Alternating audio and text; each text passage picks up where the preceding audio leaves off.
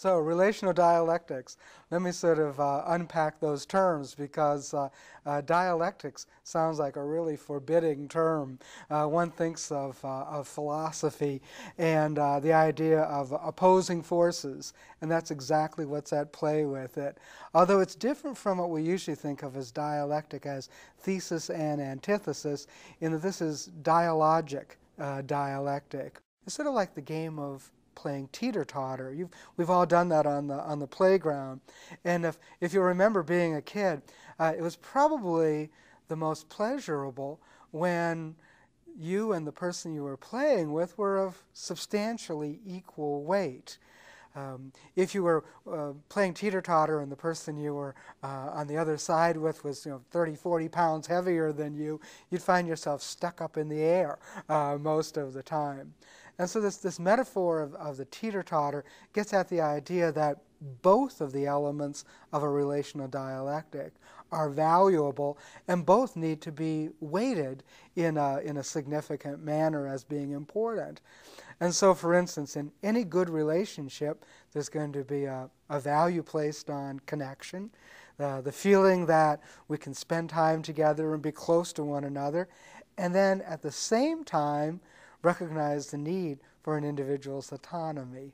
Or as we think about the image of being in a predictable relationship, we want to have the sense that we can count on our partner, that he or she is predictable, and yet at the same time there's the second value of spontaneity or novelty, where we're able to break out of the box. Then we go to a third dialectic, and it's probably the most controversial, if you will. We usually think of a good relationship as involving a lot of openness. And indeed, a number of other theorists have talked about that. John Gottman, for instance, talks about how when you are close and personal with someone, it's often on the basis of what Gottman calls the shared love map. You know that person well because you've been open with your partner. At the same time, we can also question whether or not complete openness all the time is necessarily a good. Indeed, Fischer and Adams talked about the myth of openness, that indeed there might be some times when a relationship is healthier when partners set boundaries and are not totally open all of the time. A simple example might be in the course of a heated conflict.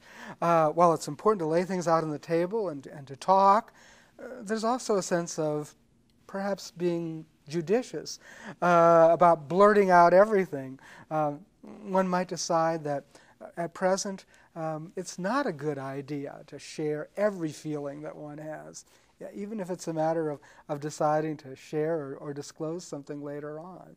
So openness as opposed to being closed is the third dialectic. And again, going back to the teeter-totter metaphor, we move back and forth between those two opposing things as the health and demands of a relationship call for being open or being somewhat discreet and not necessarily sharing everything.